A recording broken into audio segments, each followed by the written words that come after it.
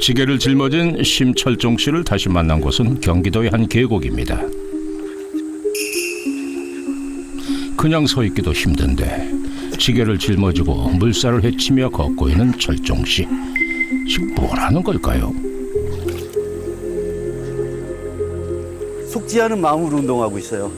훈련도 또 하고 이렇게 고행을 함으로써 저를 좀 이렇게 정화시키는 거예요. 속죄하는 마음으로 하는 운동이라뇨? 대체 이게 무슨 말일까요? 이번엔 커다란 돌을 움켜쥔 채 스쿼트까지 이어가는 철종 씨. 범상치 않은 운동법에 의문이 커지는데요. 그는 왜 이렇게까지 자신을 단련하는 걸까요? 살아왔던데 잘못한 일도 많고 내가 뭐 부모님한테 잘못했던 거, 내가 친구들한테 잘못했던 거, 내가 어떤 가족들한테 잘못했던 거를 속죄하는 마음, 이런 게 들어있죠, 그 안에는. 인생의 회한을 당장 되돌릴 수는 없지만 이렇게라도 용서를 구하고 싶다는 철종 씨. 그는 왜 그토록 용서를 빌고 싶은 걸까요?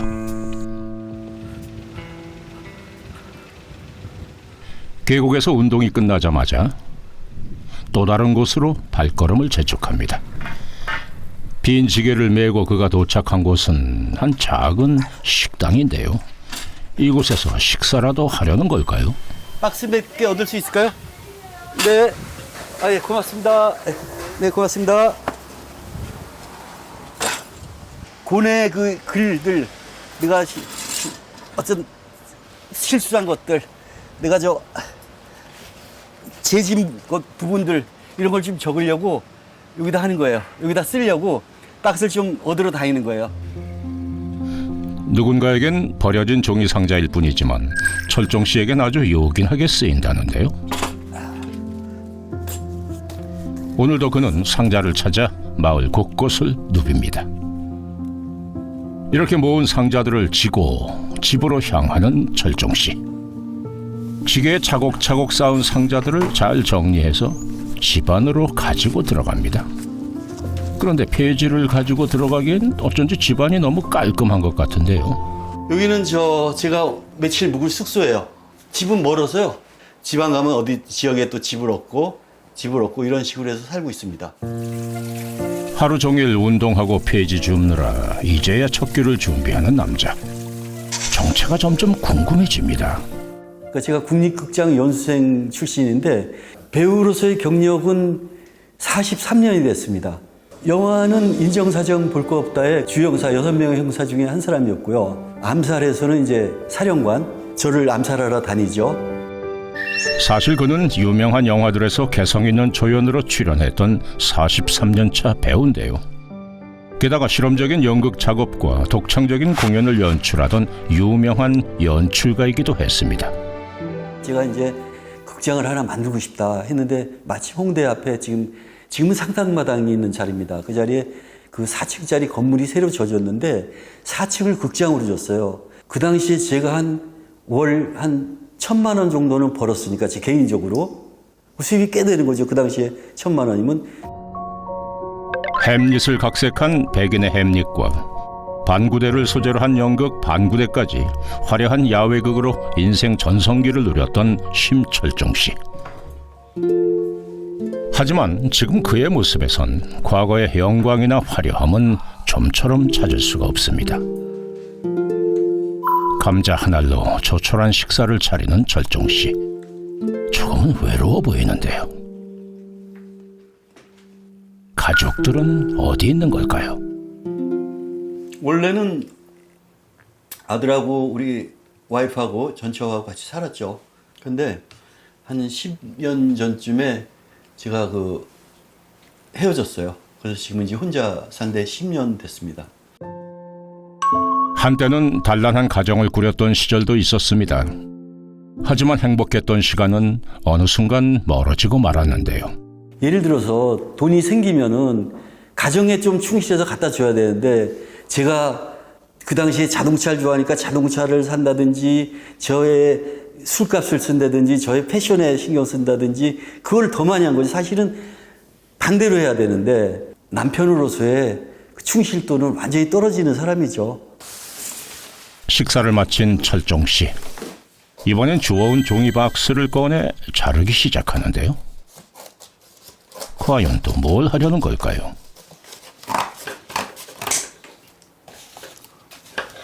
다 자른 상자 위에 한 글자 한 글자 정성스레 써내려가는데 혹시 무슨 편지라도 쓰려는 걸까요? 더 큰 죄를 졌는데 주마등 같이 그런 과거가 막 스쳐 지나가면서 미안함 감정이 너무 많이 드네요. 그의 인생에서 미안함으로 남은 수많은 사람들에게 그는 어떤 방식으로 용서를 구하려는 걸까요? 일일이 손으로 적은 종이를 들고 밖으로 나가는 철종 씨. 그곳엔 광화문에서 봤던 색색깔의 보찜이 놓여 있습니다. 그중 하나를 꺼내더니 정성 들여 쓴 편지를 보찜에 하나씩 넣는데요.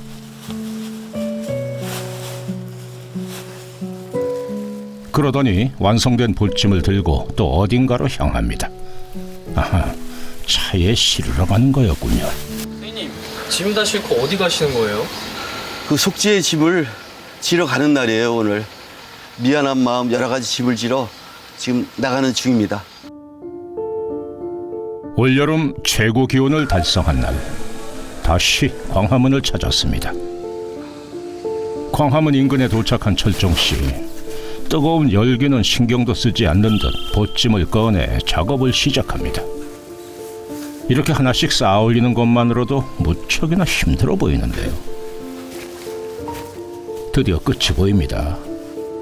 하하, 그런데 정말 어마어마하군요. 높이가 한 3m 가까이 되는데 무게는 한 20kg? 그래서 내가 바란스 훈련도 하고 그 산에서 극기 훈련도 하고 그러는 거예요. 이거를 흔들리지 않기 위해서. 보찜을 메기 전 철종 씨는 평소와는 달리 단정하게 차려입습니다. 이거 할 땐 제가 양복을 입어요. 검은 양복이 뭔가 속죄 의미도 또 있잖아요. 그리고 뭔가 누구를 만나는데 격식도 있고 그런 의미로 입는 겁니다. 이젠 보찜을 메고 일어설 시간입니다. 과연 누구의 도움도 없이 저 높은 보찜을 짊어질 수 있을까요? 잠시 휘청했지만 이내 균형을 잡아내는데요. 드디어 퍼포먼스를 위한 준비가 끝났습니다. 거대한 보찜을 짊어진 채 한 걸음씩 나아가는 철종 씨. 40도에 육박하는 폭염 속에서 오늘도 그만의 고행길이 시작됩니다.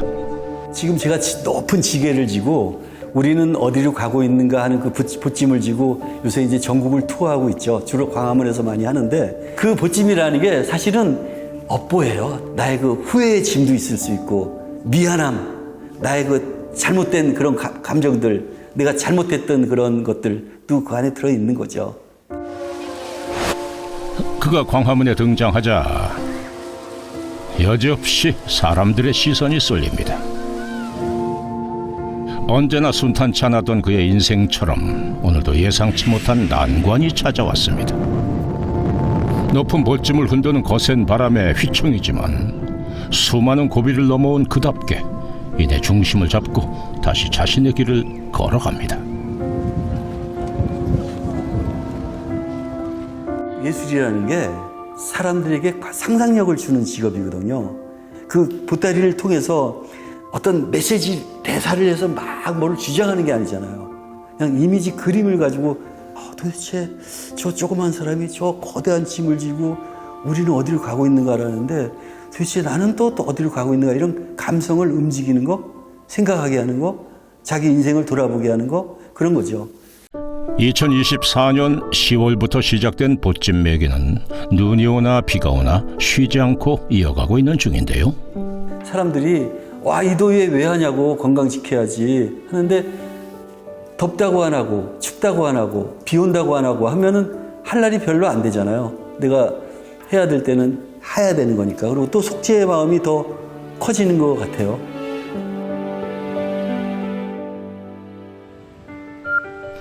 이번엔 강남 한복판에서 어딘가로 바쁘게 가는 그를 만날 수 있었습니다. 이 화려하고 멋진 장소에서 대체 누굴 만나려는 걸까요? 안녕하세요. 야, 형 오랜만입니다. 안녕하세요. 야. 한글을 패션에 접목해 처음 세계 무대에 알린 패션계의 거장 디자이너 이상봉 씨입니다.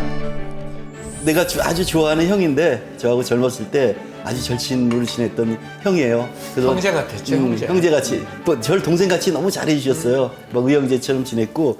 어떻게 보면 그 젊은 친구들이 우상이었어. 그런 퍼포먼스 하거나 그 신효정을 따르는 젊은 친구들이 많이 있었어.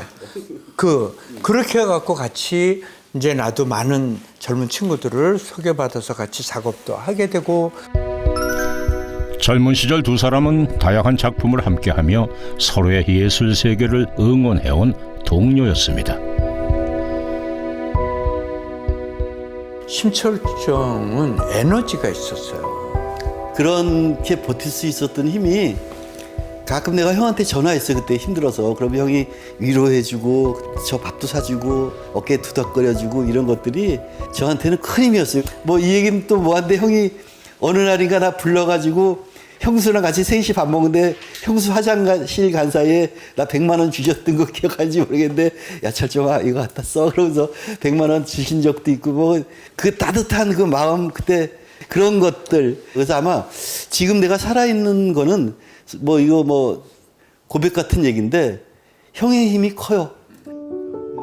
힘겨운 순간마다 말없이 손을 내밀어 줬다는 이상봉 디자이너. 그런데 철종 씨는 과연 어떤 일을 겪은 걸까?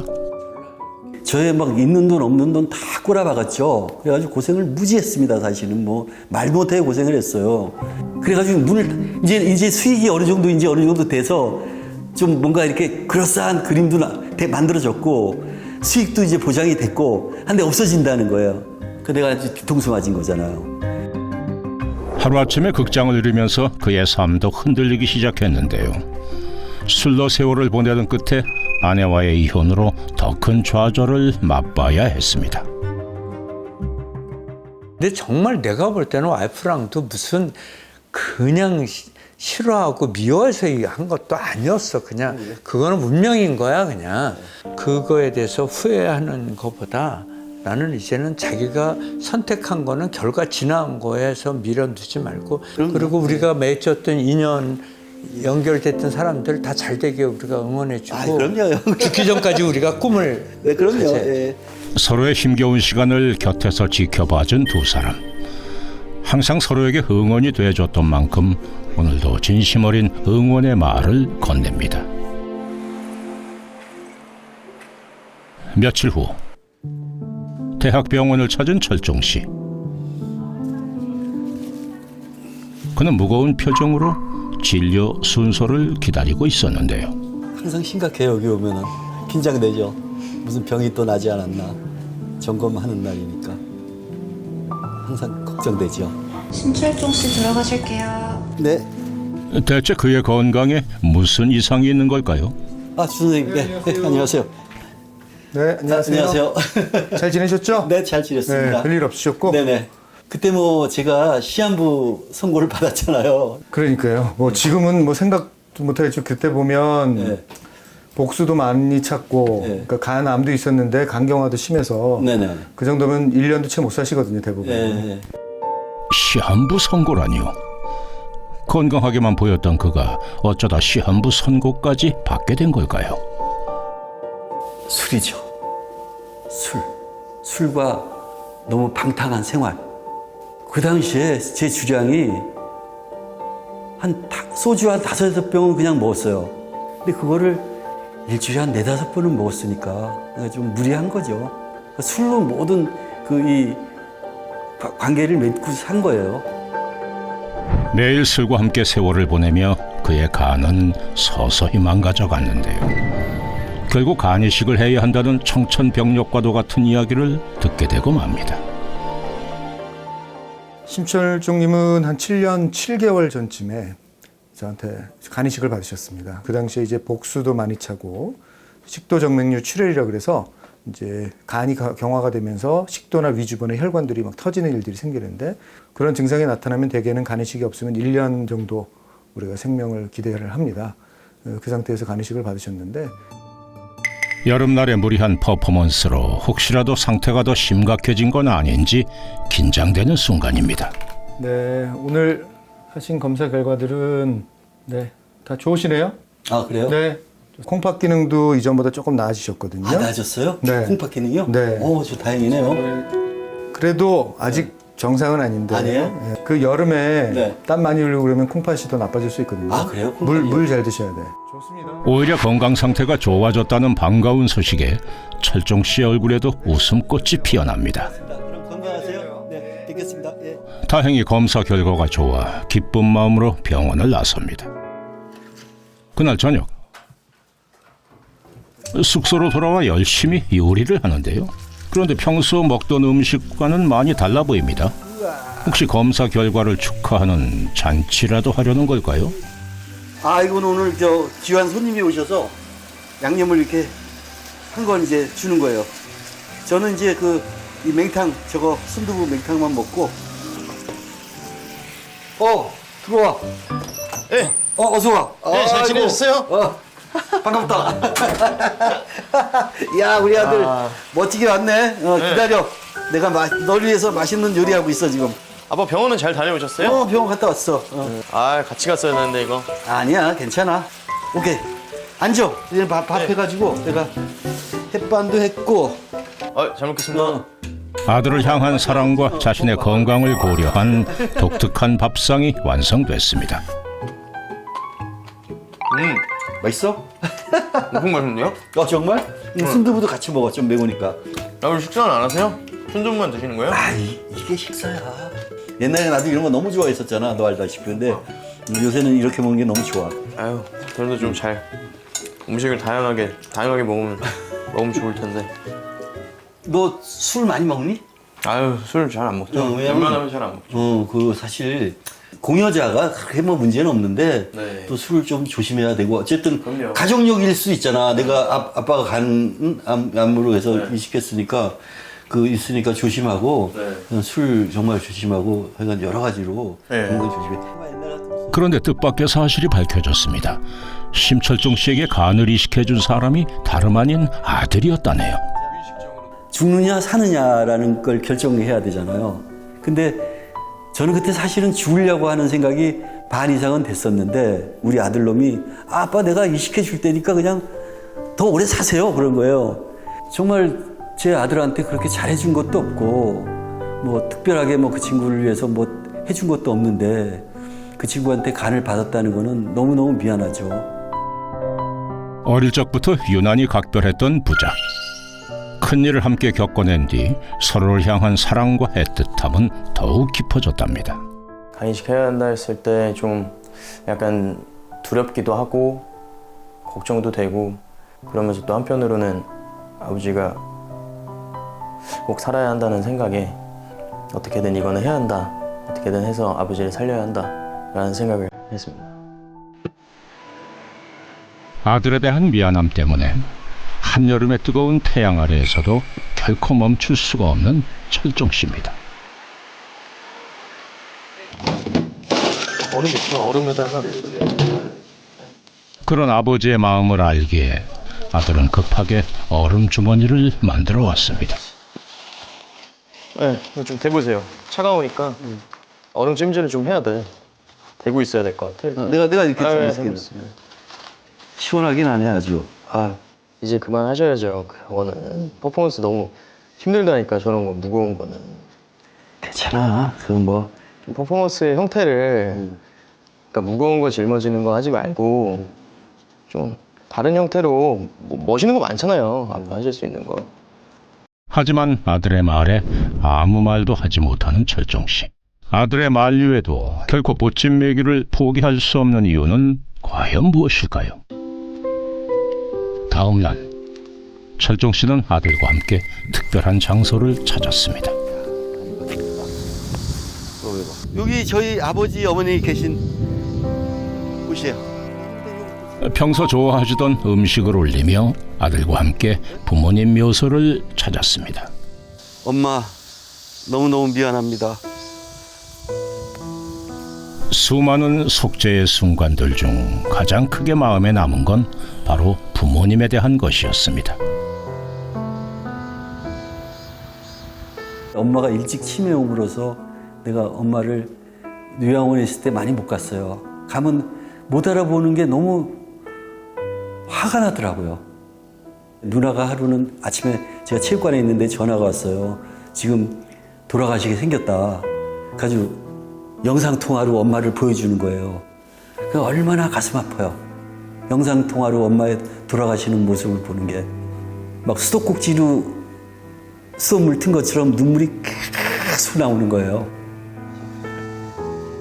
가슴 깊이 묻어둔 이야기를 아들에게 꺼내놓는 철종 씨.